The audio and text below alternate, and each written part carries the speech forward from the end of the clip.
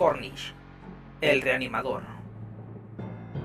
La llamada medicina alternativa light puede palidecer cuando se le pone al lado de los turbadores experimentos de un médico y biólogo estadounidense, cuyas prácticas eran legalmente prohibidas y éticamente reprobables en su época, y ahora, quizá, también lo serían para muchos bioéticamente correctos.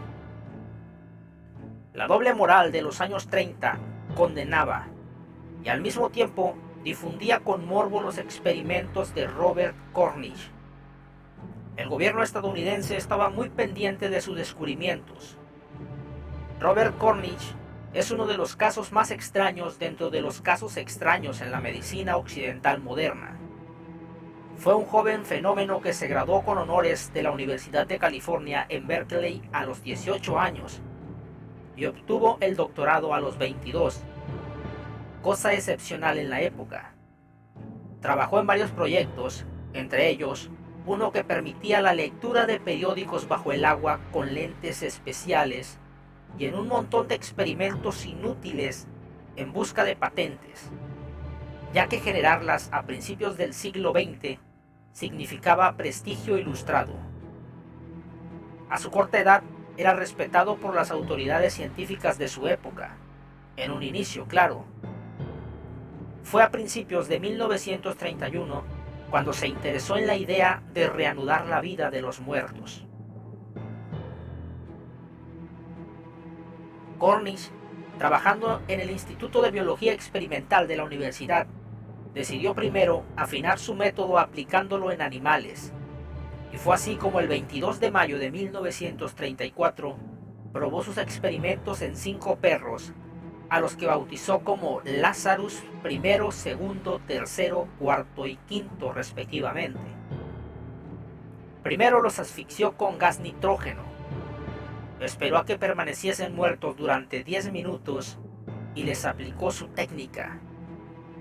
Los 3 primeros intentos fueron un fracaso, según reportaba la revista Time de marzo de 1934, pero los 2 siguientes resucitaron.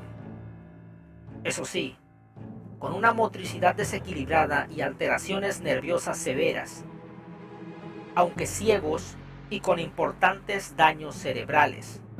Vivieron durante meses en casa del científico.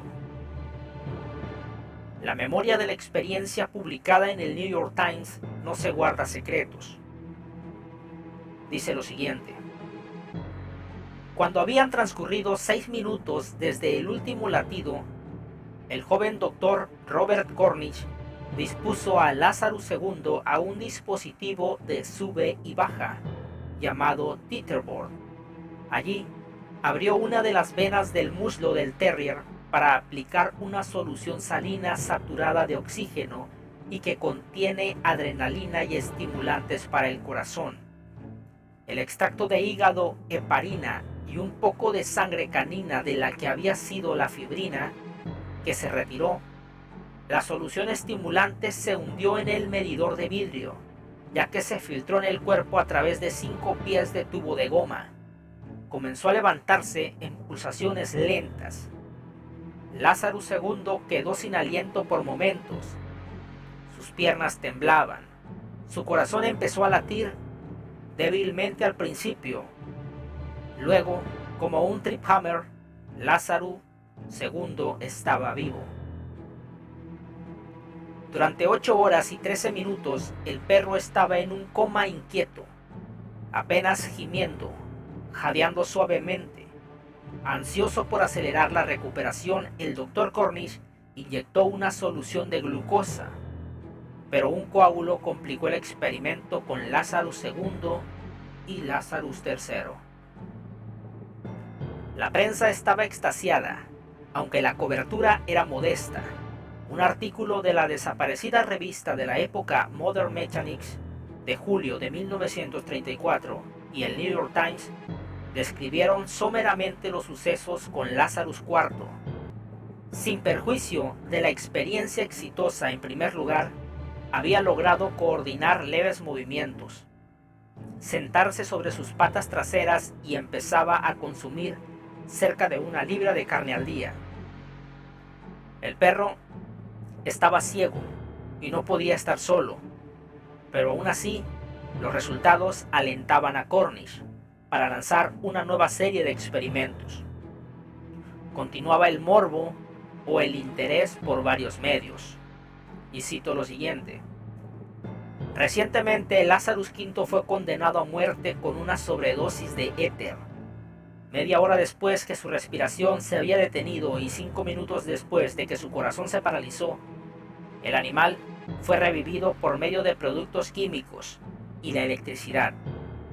El Dr. Cornish, entusiasta, ha expresado que Lazarus V volvió más cerca de la normalidad en 4 días que el otro Lazarus, que lo había hecho en 13 días.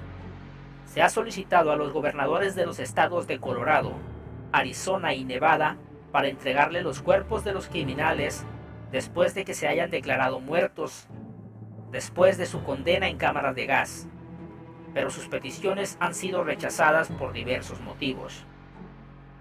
En vista de su situación, alrededor de 50 personas interesadas tanto en la ciencia y la remuneración que sea posible se han ofrecido como sujetos.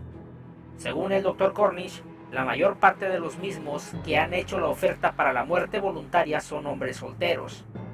Un hombre de Kansas, en el ofrecimiento de sí mismo como sujeto, declaró que consideraba $300,000 un precio justo por el riesgo que implica. Vaya, sin embargo, el perro Lazarus IV no estaba del todo consciente. De alguna manera, el rigor mortis había deteriorado el centro de su cerebro. No era sino hasta que fuese restaurada su conciencia y fluidez de movimiento a cabalidad cuando el Dr. Cornish consideraba su experimento un éxito. También Cornish consentía la publicación a discreción de una bitácora en que algún asistente describía el avance y comportamiento de los especímenes con que trabajaba. Ese documento está desaparecido de los registros y solo queda la descripción de los días 13, 14, 15, 16 y 17 del proceso con el proyecto de Lazarus. Aquí unos fragmentos publicados en marzo de 1934. Y cito: el día 13, el animal era capaz de rastrear un poco en su colchoneta. Su pata delantera derecha tiene inmovilidad y el animal en general tiene signos vitales inestables, informó el Dr. Cornish. Si tenemos éxito en la restauración del perro totalmente a la vida y la conciencia, nuestro siguiente paso será experimentos para salvar la vida de los seres humanos. El día 14 el perro se comió la mitad de su habitual libra de hígado.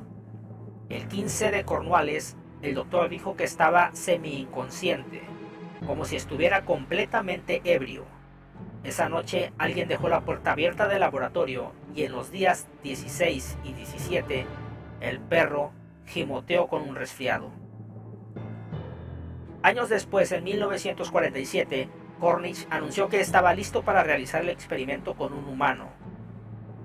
Thomas McNoglie, el prisionero condenado a pena de muerte, se ofreció como voluntario para servir como conejillo de indias, pero el estado de California denegó la petición. Temían que si el experimento funcionaba, tendrían que dejar libre a McNoglie, porque la ley penal impide mantener bajo arresto a personas discapacitadas fuera de sus facultades, incluyendo los protegidos por el fuero político y personas sin voluntad. Su método y modos de proceder no eran muy complejos, no más que la escrupulosa preparación de la fórmula y el cálculo de los efectos y las manifestaciones somáticas del rigor mortis. El eje pragmático de su plan consistía en una tabla de balanceo o vaivén que se utilizó para dinamizar el flujo sanguíneo en los pacientes recientemente fallecidos para, a continuación, inyectar una combinación dosificada de epinefrina y anticoagulantes, mientras continuaba la oscilación con el sencillo mecanismo diseñado para tales propósitos. Haciendo a un lado el estereotipo ridículo del científico loco o del médico frustrado y demás, Cornish tenía un perfil psicológico promedio. Mientras que sus objetivos científicos eran poco convencionales, su interés por la idea de la resurrección o la reanimación no tenía aparentemente otros objetivos que comprobar sus hipótesis sobre una práctica que pretendía patentar al pasar unos años, hasta que sus experimentos fueran tomados en serio. Aunque bajo disimulo y tras bastidores había un entero morbo, ya no por la muerte como culminación de todos los procesos presentes en la vida, la persistencia de los mitos religiosos y espirituales, las connotaciones de las que no podía desarraigarse la cultura de entreguerras o el llano aspecto empírico, sino como una posibilidad metafísica del retorno, lo cual se tradujo en un desprestigio a su carrera por lidiar con esoterismos. Después de todo, no se puede afirmar con certeza que las intenciones solo eran clínicas y por otro lado, que era un cuestionamiento al método científico y, en particular, un puro interés por los efectos químicos de la muerte en los organismos.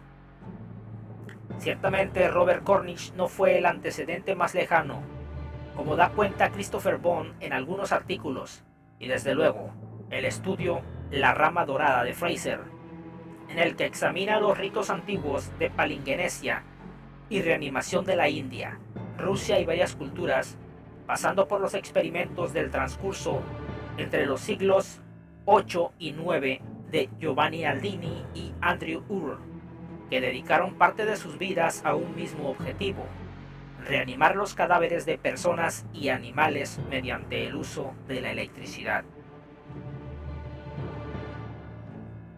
Texto extraído de revistareplicante.com por Iván Vega, el 11 de octubre de 2010.